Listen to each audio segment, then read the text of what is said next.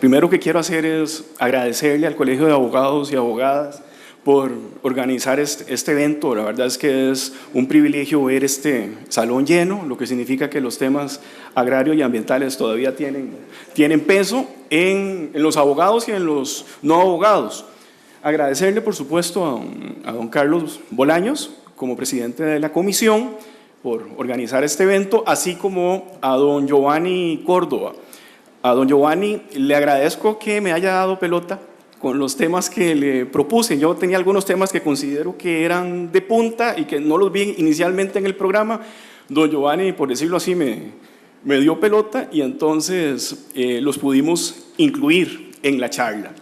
Vamos a esperar un segundo mientras la presentación carga. Ahora sí, ya la tenemos. El tema que les traigo, bueno, va enlazado con lo que el anterior expositor acaba de contarnos. Es ni más ni menos que la opinión consultiva OC 2317 de la Corte Interamericana de Derechos Humanos y algunas tendencias nuevas a nivel global en relación con el derecho ambiental. Yo estoy convencido de que el derecho ambiental es un derecho tan mutante, tan cambiante, que si uno lo deja de estudiar unos 4 o 5 años, se queda absolutamente perdido. O sea, si ustedes estudiaron derecho ambiental hace 4 o 5 años y se ponen a estudiar derecho ambiental ahora, actualmente, el derecho ha cambiado muchísimo. Don Rafa González, que está aquí sentado frente a mí, que es el papá del derecho ambiental costarricense, nos decía que en los años 90 fue la época de oro del derecho ambiental. En los años 90, bueno, tuvimos la Declaración de Río, la Cumbre de Río 92, la Convención de Naciones Unidas de Cambio Climático, la Convención de Naciones Unidas de Lucha contra la Desertificación, la Convención de Naciones Unidas, ¿cuál me falta de las tres? Cambio climático, diversidad biológica. Tuvimos la Agenda 21, pero de un momento a otro el derecho ambiental como que se durmió. Hemos pasado casi que décadas con un derecho ambiental que no ha avanzado mucho. Sin embargo, en los últimos años, yo diría que en los últimos par de años, el derecho ha venido evolucionando. Yo le llamo la segunda revolución del derecho ambiental y es sumamente reciente, tan reciente que me ha obligado a cambiar muchas de mis clases en la Universidad de Costa Rica para poder incluir estos temas. Vamos a ver cuáles son esos grandes cambios que han venido sucediendo en los últimos meses. Vean que es algo que es muy reciente y que podríamos denominar como una nueva revolución del derecho ambiental contemporáneo. Hagámoslo de manera cronológica. El año pasado, el presidente Emmanuel Macron de Francia adoptó un documento que se llama el Pacto Global por el Ambiente. Ustedes lo van a encontrar también como Pacto Mundial por el Ambiente. El documento fue elaborado por el Club de Juristas de Francia, en el cual participó un amigo de nosotros que es don Michel Prieur, ¿verdad? Que con el primer borrador de ese gran documento, el presidente Macron lo adopta y lo lleva a la Asamblea General de Naciones Unidas de septiembre del 2017. A partir de este momento, el documento ya está dando vueltas y les voy a explicar qué es el Pacto Mundial por el Ambiente. Bueno, ni más ni menos que sería el tercer pacto de Naciones Unidas en materia de derechos humanos. Tenemos el Pacto Internacional de Derechos Civiles y Políticos de 1966, el Pacto Internacional de Derechos Económicos, Sociales y Culturales, también de 1966, y este Pacto Global por el Ambiente sería el tercer instrumento internacional de derechos humanos. Los invito a que se metan en Google y lo pueden descargar fácilmente. Todavía no lo he visto en español, creo que solo está en inglés y en francés, pero realmente es un documento que hay que ponerle atención porque catapulta el tema de los derechos humanos ambientales. Y ya les voy a decir por qué hablo de derechos humanos ambientales en plural y ya no en singular como lo hacíamos hasta hace unos pocos meses. Segundo evento cronológico, en el mes de noviembre del año pasado, la Corte Interamericana de Derechos Humanos nos sorprende con una sentencia contenciosa en el caso Lagos del Campo contra Perú. Por primera vez, noviembre de 2017, la Corte Interamericana declara un derecho económico, social y cultural como de justiciabilidad directa, lo cual viene a romper todo el paradigma de los derechos económicos, sociales y culturales dentro del sistema interamericano. Además de romper con este paradigma, esta resolución, que es sobre un tema laboral, sí que lo pueden buscar como Lagos del Campo contra Perú, vino a utilizar por primera vez el acrónimo DESCA. DESCA es Derechos Económicos, Sociales, Culturales y Ambientales. Eso no es cosa menuda, ¿verdad? Eso tiene una repercusión inmensa que vamos a ver posteriormente ahora que analicemos la opinión consultiva OC 2317 sobre medio ambiente y derechos humanos. Se trató de una consulta que le hace Colombia al sistema interamericano, en este caso a la Corte Interamericana, sobre posibles repercusiones a derechos humanos que los grandes proyectos que se desarrollen en la zona del Gran Caribe pudieran ocasionar, internacionalmente hablando, o sea, en áreas fuera de la jurisdicción nacional de los países. Al igual que como nos pasó a nosotros con la opinión consultiva sobre matrimonio igualitario, la Corte fue mucho más allá. Y lo que pidió Colombia en sus pretensiones fueron muy ampliadas, o sea, fue mucho más extenso lo que resolvió la opinión consultiva a lo que se le pidió. Ya casi vamos a entrar en ese tema. Y además tenemos un último documento que tal vez muchos de ustedes no han oído hablar. Se trata del Acuerdo de Escazú, suscrito en la ciudad de Escazú, Costa Rica, si no me equivoco, el 3 de marzo de este año. Se trata ni más ni menos que de nuestro convenio de Aarhus tropicalizado.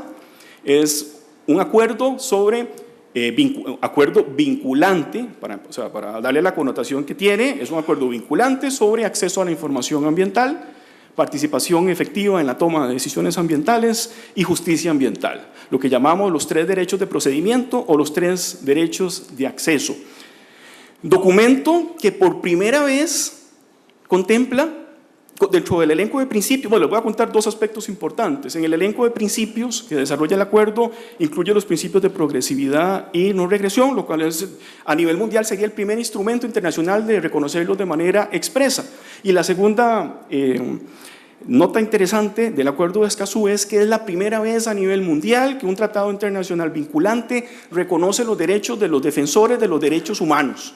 En este caso, de los derechos humanos ambientales. Eso ustedes no lo van a encontrar en ningún documento a nivel mundial. Es la primera vez que se plasman los derechos que tienen los defensores de derechos humanos ambientales en un tratado o en un acuerdo que es de naturaleza vinculante.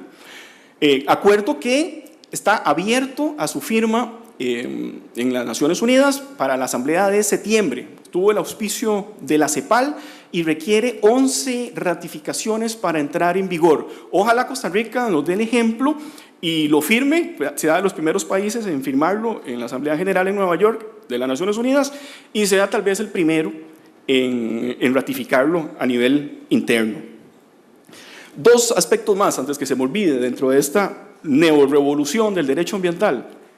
Tenemos 3 temas interesantes.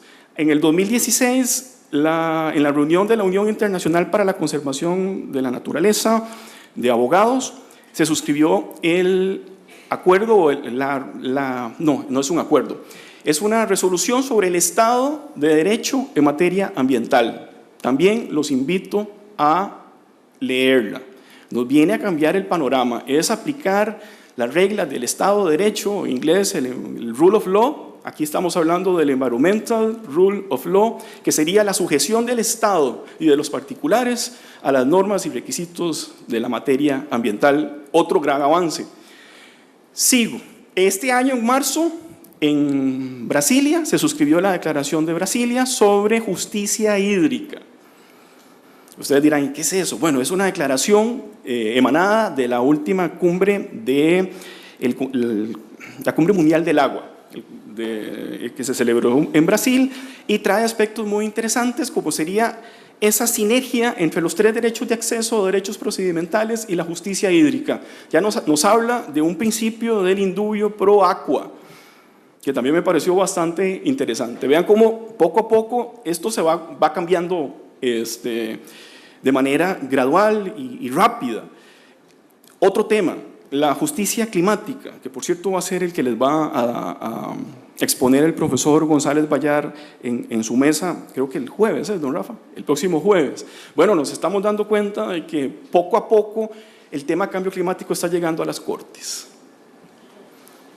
A nivel regional, podemos hablar ya que ya contamos con una primera sentencia. Colombia, ahora hace un mes y resto, que además de otorgarle estatus de derecho, de sujeto de derecho a la Amazonía colombiana, además de eso, resolvió el tema en relación al cambio climático. O sea, ya no podemos obviar el tema de la justiciabilidad y de las obligaciones vinculantes de nuestros países en materia de cambio climático. Lo vimos en el caso Urgenda en Holanda, lo hemos visto en cortes de justicia en la India, por ejemplo, que también han estado obligando a los estados a cumplir con obligaciones y compromisos que podríamos decir que son, que serían compromisos a nivel internacional, pero que a nivel interno adquieren vinculatoriedad y que pueden ser llevados a justiciabilidad, ya sea en los tribunales constitucionales por la íntima relación que existe entre derechos humanos y cambio climático,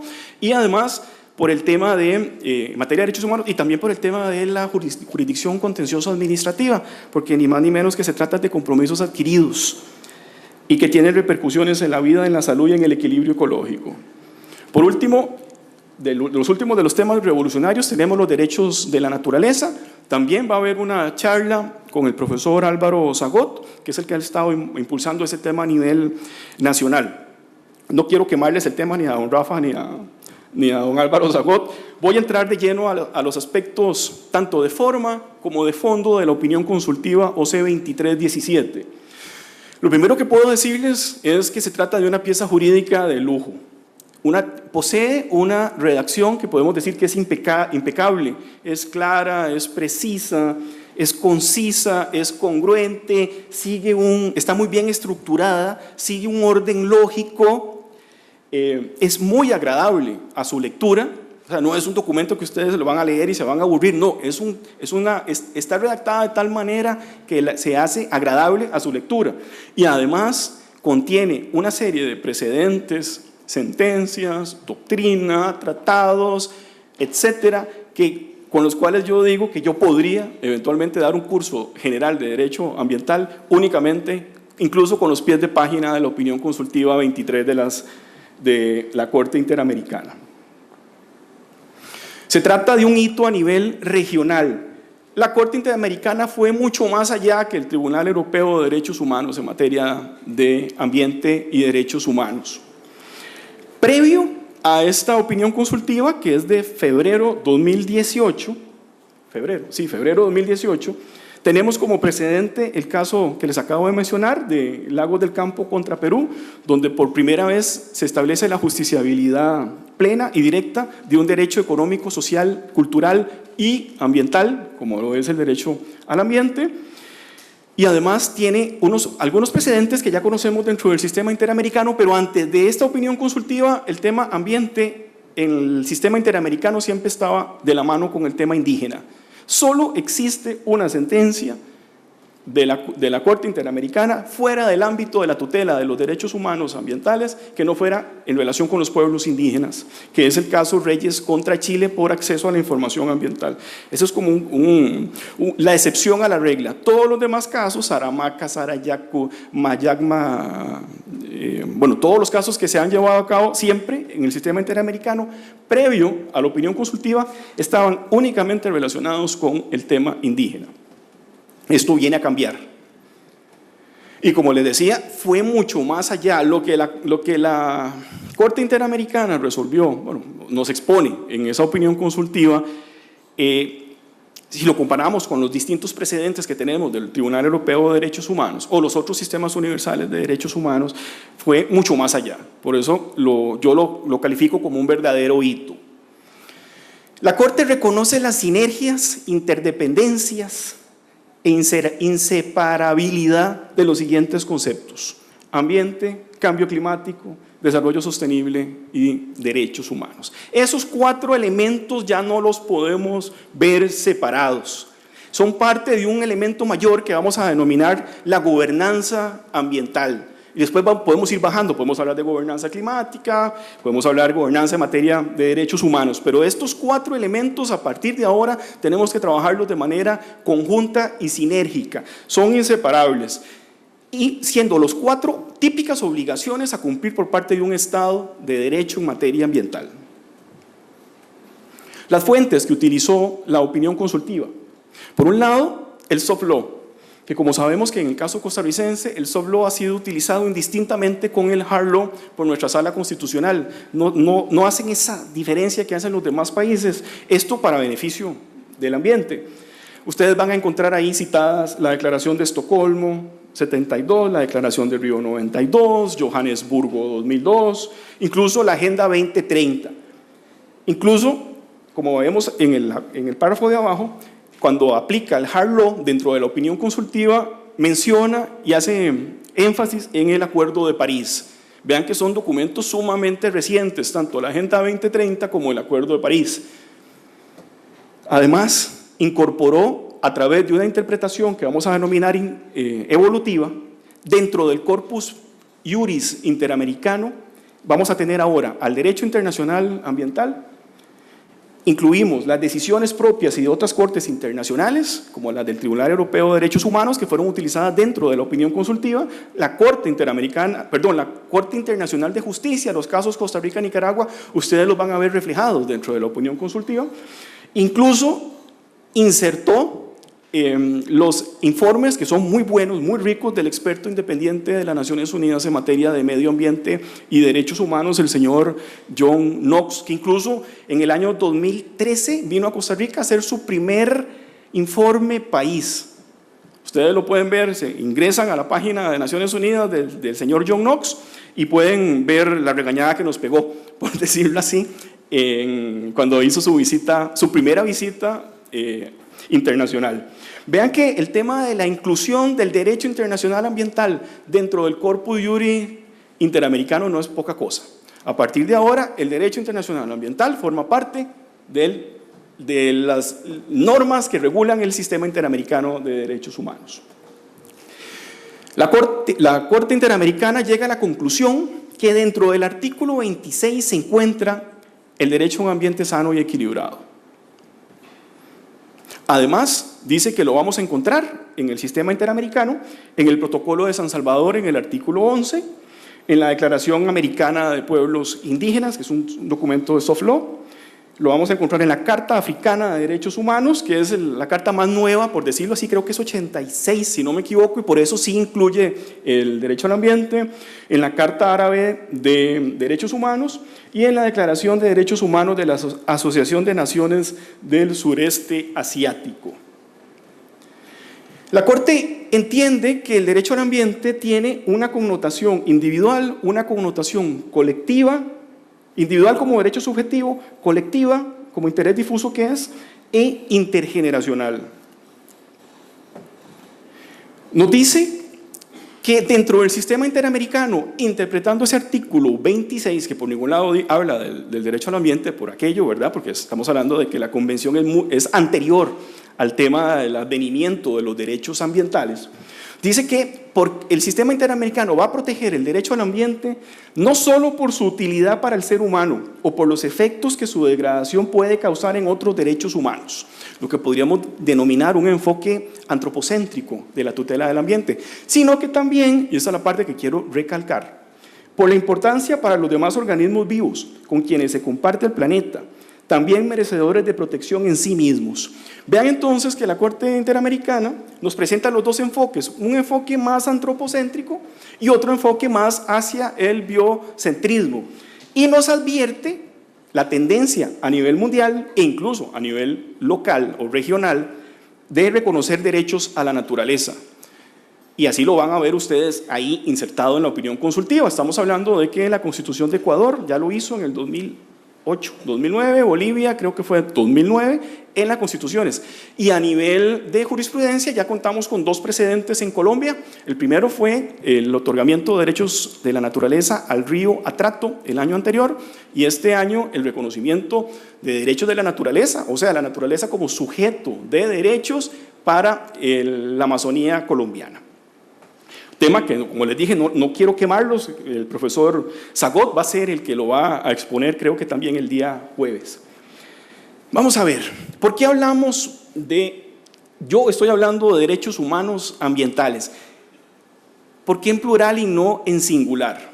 El derecho humano al ambiente lo hemos visto erróneamente de manera aislada, como un superderecho, capaz de, cuando se pelea, boxeando, digamos, golpea a sus rivales y los deja grogues, muy poderoso. Incluso hemos venido aplicando el derecho al ambiente de tal manera que estamos violentando el núcleo duro de otros derechos humanos. Esa visión ya no la podemos, no debe ser la correcta. No existen derechos humanos dictatoriales, no existen derechos humanos arbitrarios, no existen derechos humanos dictadores, por decirlo así. No, el derecho humano al ambiente tenemos que posicionarlo a la luz de una serie de otros derechos humanos con los cuales tiene que convivir y coexistir de manera justa y armónica. Por eso hablo de derechos humanos ambientales en plural y no en singular. Por ejemplo, no sé, los usos dentro del patrimonio natural del Estado. Cuando vino el experto independiente de Naciones Unidas, el señor Knox, que acabamos de mencionar, él se da cuenta que por la aplicación estricta del régimen del patrimonio natural del Estado, que es una aplicación estricta para proteger el derecho al ambiente, estamos violentando otros derechos humanos, incluyendo derechos humanos de comunidades afrodescendientes, que son una minoría, que son una población vulnerable y que tiene derechos culturales. Entonces, cuando él nos hace su informe país, nos dice, vean, costarricenses, no se puede, por aplicar el derecho al ambiente, ustedes no pueden menoscabar los demás derechos de las demás poblaciones, y menos si esas poblaciones son vulnerables. Entonces, tenemos que hacer ese ajuste. Ese fue como la primera alerta cuando yo leí ese informe. A mí se me prendió el bombillo. Yo dije, no, definitivamente el enfoque que estamos aplicando no debe ser el correcto. Y todos estos documentos que estamos hablando ahora vienen a ratificarlo. Tenemos que tomar en cuenta las necesidades de las poblaciones. El derecho al ambiente es con la gente.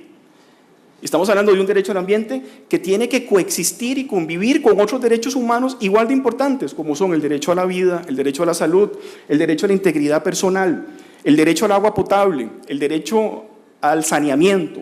Y vean que los dije separados, porque hay que verlos ahora de manera separada.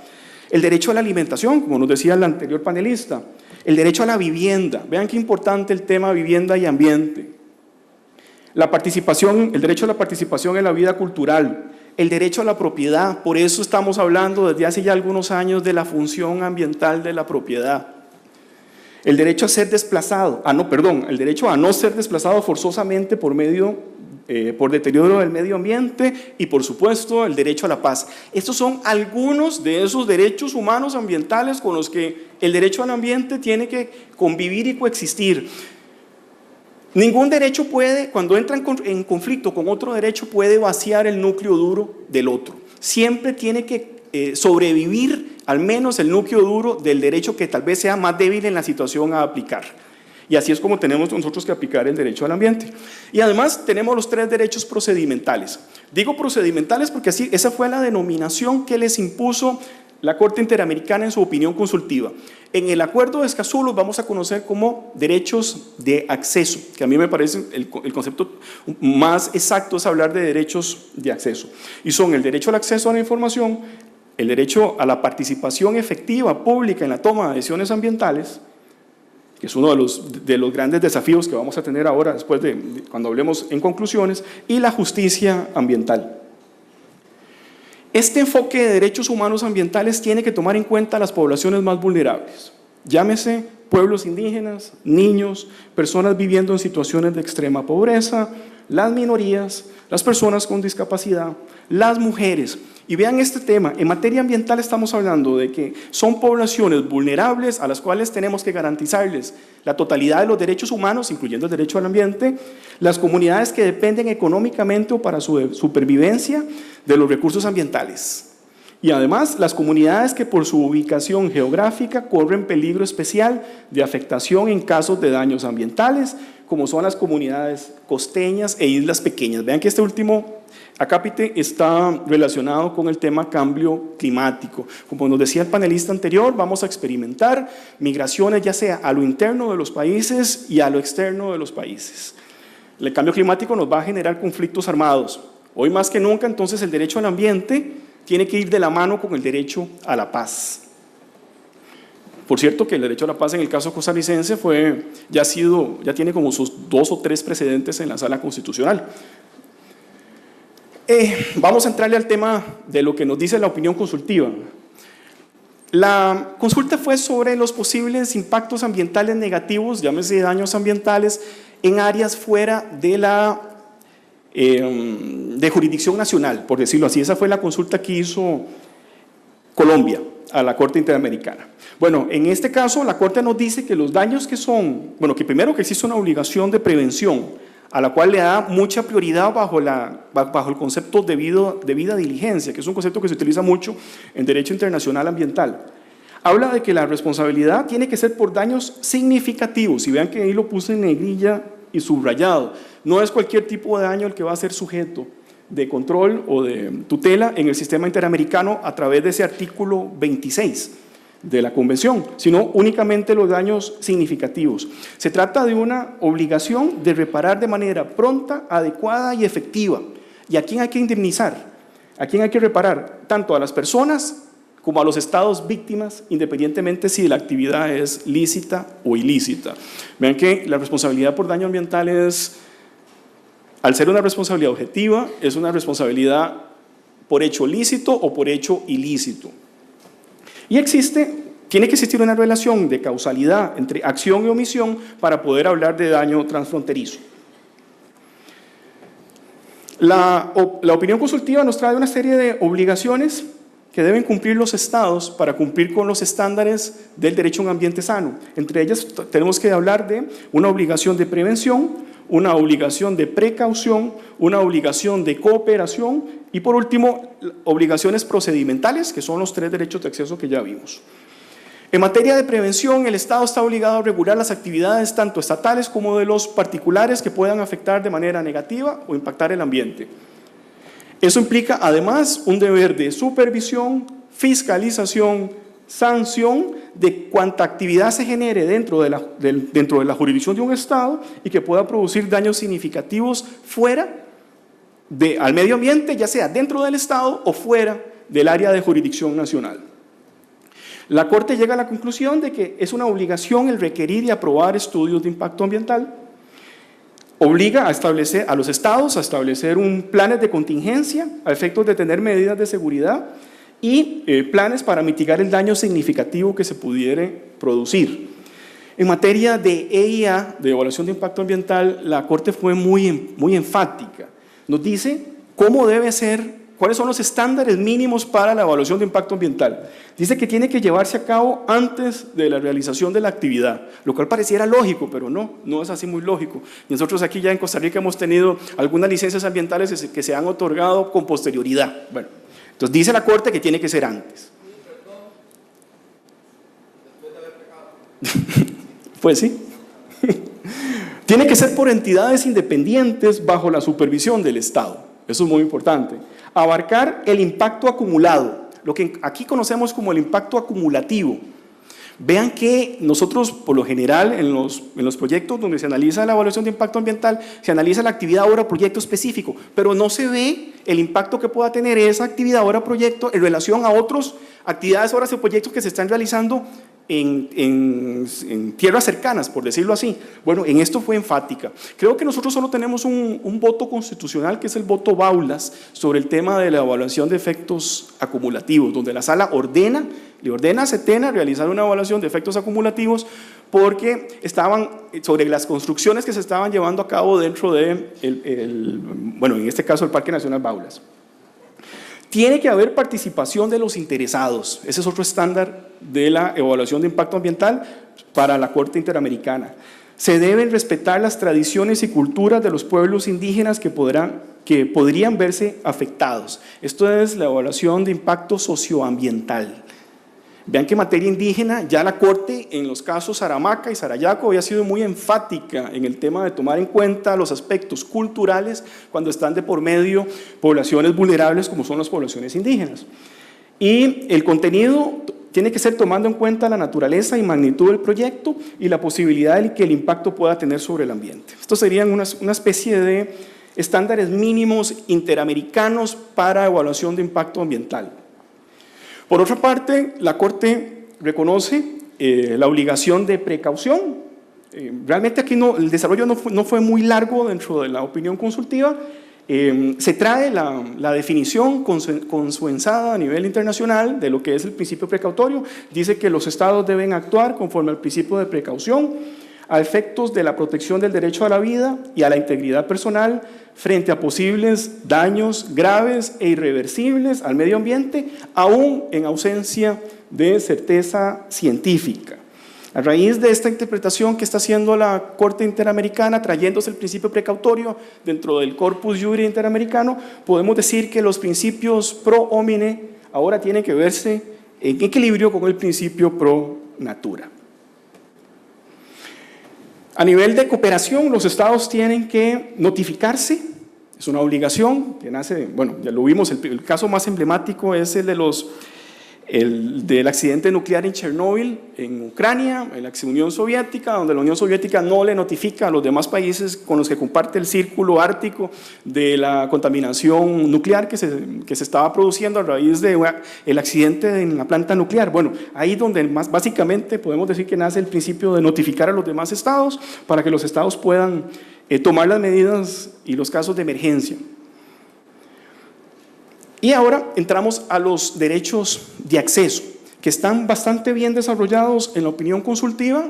Se les denomina, al menos la Corte les denomina derechos de procedimiento, pero están mucho mejor desarrollados dentro del Acuerdo de Escazú.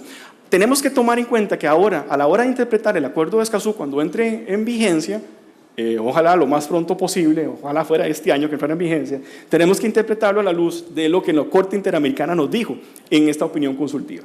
En materia de acceso a la información, dice la Corte, la información tiene que ser accesible, efectiva y oportuna. El individuo que solicita la información no tiene por qué demostrar un interés específico. Vean que estamos hablando de un típico interés difuso, entonces no necesariamente tiene que tener un derecho subjetivo para poder acceder a esa información.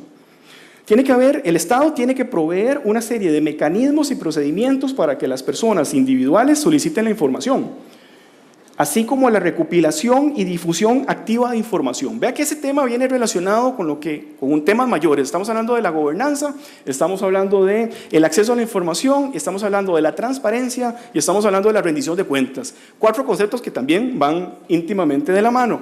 Entonces, ese acceso a la información por transparencia, bueno, el Estado tiene que crear los mecanismos necesarios para que cualquier individuo pueda acceder, o sea, solicitar y acceder rápidamente a esa información ambiental. Información que es de interés público. Pero además el Estado tiene que recopilar datos y ponerlos de manera activa, pues eso se llama transparencia activa, ponerlos en manos de los administrados. Vean lo importante que son los sistemas de información ambiental. O sea, esa obligación ya no es solo del yo ciudadano pidiéndole al Estado información, sino que el Estado por sí solo tiene que recopilar información y ponerla acceso a los ciudadanos. La Corte establece que el derecho de acceso no es irrestricto y utiliza las mismas limitaciones, valga la redundancia, que utiliza en otros derechos como en el derecho a la propiedad.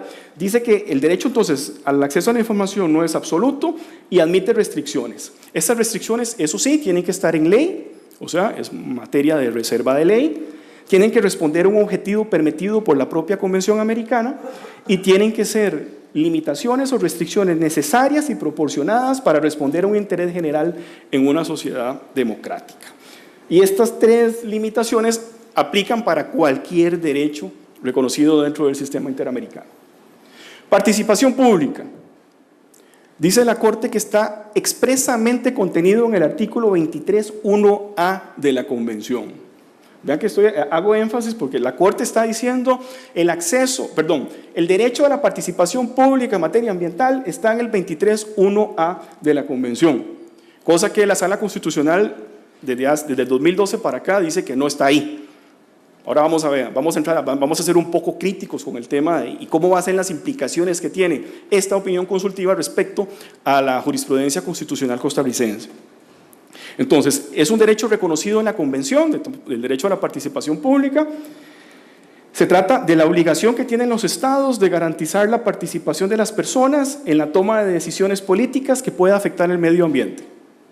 Esto lo tiene que hacer sin discriminación, de manera equitativa, significativa y transparente, para lo cual previamente deben haber garantizado el acceso a la información relevante. Esta participación tiene que ser desde las primeras etapas del proceso de adopción de decisiones e informar al público sobre esas oportunidades de participación. Esta va a ser, como vamos a ver ahora más adelante, uno de los principales desafíos que va a tener la Sala Constitucional a la hora de aplicar esta opinión consultiva. Como mecanismos de participación, dice la Corte Interamericana que vamos a encontrar números apertus, las audiencias públicas, las notificaciones y consultas, participación en los procesos de formulación y aplicación de leyes. Aquí entra el tema de la iniciativa popular legislativa o la consulta del 361 de la Ley General de Administración Pública y mecanismos de revisión judicial. Estos son mecanismos de participación. El último de los derechos de acceso es el derecho de acceso a la justicia. Dice la Corte que este derecho de acceso a la justicia ambiental encuentra asidero en el artículo 1, 25 y 8.1 de la Convención Americana. Esto también debe tener repercusión en la jurisprudencia constitucional costarricense. Ya vamos a ver por qué. ¿De qué se trata el derecho al acceso a la justicia? Bueno, se trata del derecho que tenemos de impugnar cualquier norma, decisión, acto u omisión de las autoridades públicas que pueda contravenir las obligaciones de derecho ambiental. Se trata de asegurar la plena realización de los derechos del procedimiento, es decir, el derecho al acceso a la información y el derecho a la participación. A través del derecho al acceso a la justicia vamos a potenciar el derecho al acceso a la información y el derecho a la participación. Y además, ese derecho al acceso a la justicia nos va a permitir remediar cualquier violación a derechos ambientales como consecuencia del incumplimiento de cualquier norma en materia ambiental. Vean que fue sumamente amplia las obligaciones en materia de justicia ambiental que nos trae la opinión consultiva. Ahora sí, pongámosle el cascabel al gato. En los últimos años, la Sala Constitucional ha venido desligándose, por decir así, de la materia ambiental. O sea, durante los años 90, en aquella época de oro del derecho ambiental internacional y nacional, como nos recuerda don Rafa, en esa época de los 90, la Sala Constitucional fue la Corte Constitucional más progresista de Latinoamérica, al menos, yo no sé, probablemente del mundo entero. Era tan progresista que primero la Sala Constitucional resolvió un asunto y nos dictaba una jurisprudencia vinculante, erga omnes, y después la Asamblea Legislativa tenía que salir corriendo a modificar las normas, porque la jurisprudencia era primero que las normas. Uno de los principales motores del desarrollo del derecho ambiental costarricense lo fue la jurisprudencia de la Sala Constitucional. Bueno, resulta que a partir de un evento que algunos magistrados me han dicho que es exactamente a partir del voto Cruzitas, la Sala Constitucional empezó como a alejarse, distanciarse del tema ambiental. Vamos a verlo en dos claros ejemplos que tienen una íntima relación con los temas que acabamos de relacionar con la opinión consultiva. Primer ejemplo, a partir del 2012, la Sala Constitucional, luego de que desde los 90 desarrolló amplísimamente el derecho a la participación pública en materia ambiental, a partir del 2012 empezó a distanciarse y ha llegado al punto de decir que el derecho a la participación pública en materia ambiental y en materia general, o sea, no solo en ambiental, sino que el derecho a la participación pública dejó de ser o no es un derecho, sino que es un principio constitucional. Y como principio constitucional que es, o sea, lo rebajó.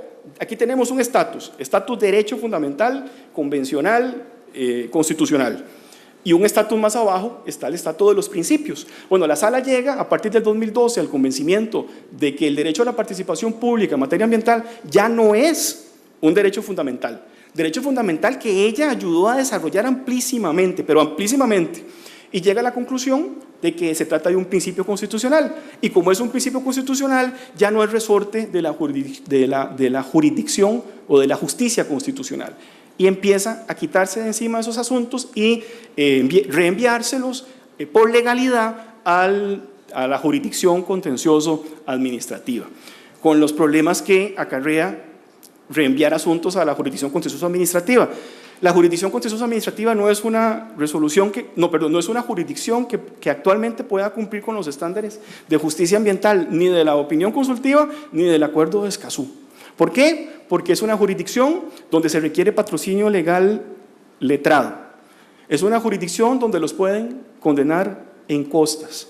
Y es una jurisdicción que lastimosamente actualmente está tan saturada que la solicitud de una medida cautelar dentro de un proceso contencioso puede tardar meses. Y se los digo con experiencia de caso. Tengo una ahí pegada, ya tiene 6 o 8 meses.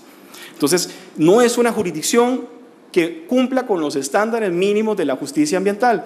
Vean ustedes van a ir a litigar al contencioso administrativo por un interés público ambiental, interés difuso. No están litigando para ustedes, están litigando para una colectividad. Y ustedes tienen que pagar su propio abogado, porque no pueden asistir de manera directa a la jurisdicción contencioso administrativa. Y además, si pierden el caso, corren el riesgo de tener que pagarle a su abogado y además pagarle las costas al Estado o a la otra parte. Entonces yo les digo, bueno, ¿cuál sería el incentivo entonces de la gente para poder litigar en materia ambiental en una jurisdicción donde no existen esas garantías que sí tenemos en la jurisdicción constitucional? Que es gratuita, donde no hay condena en costas, donde lo normal es que un recurso de amparo se resuelva en 2 o 3 meses, donde inmediatamente a los 3 o 4 días de presentar un amparo ya tenemos la resolución que le da traslado y ya se le ordena a la administración que tiene que, o al particular, que tiene que dejar de realizar la actividad, o al revés, una medida cautelar de acción o de omisión. Bueno, eso no lo tiene la jurisdicción contencioso administrativa, y eso nos trae un problema grave de injusticia ambiental. Este fue el caso 1, les voy a dar el caso 2. Igualmente, a partir del voto crucitas, una parte de la Sala Constitucional, en este momento 3 de los 4, o sea, hay 7 magistrados, hay 3 magistrados que llegaron a la conclusión de que la materia ambiental, de justicia ambiental dentro de la jurisdicción, no es materia constitucional. Y igualmente lo que hacen es, cuando hacen sus votos salvados, porque vean que es un voto de minoría, hacen sus votos salvados y dicen se rechaza porque esto es un asunto de legalidad. El criterio es que existen múltiples vías procesales abiertas y que todas son tan efectivas que no necesitamos acudir a la jurisdicción constitucional, cuando la premisa definitivamente no es así. O sea, realmente la única justicia rápida, cumplida, donde podemos exigir el mecanismo de cumplimiento de sentencias rápidamente es la jurisdicción constitucional. Y lastimosamente, como les decía, 3 de los 4 magistrados, en este momento serían 2, porque ya uno ya se nos pensionó hace poco.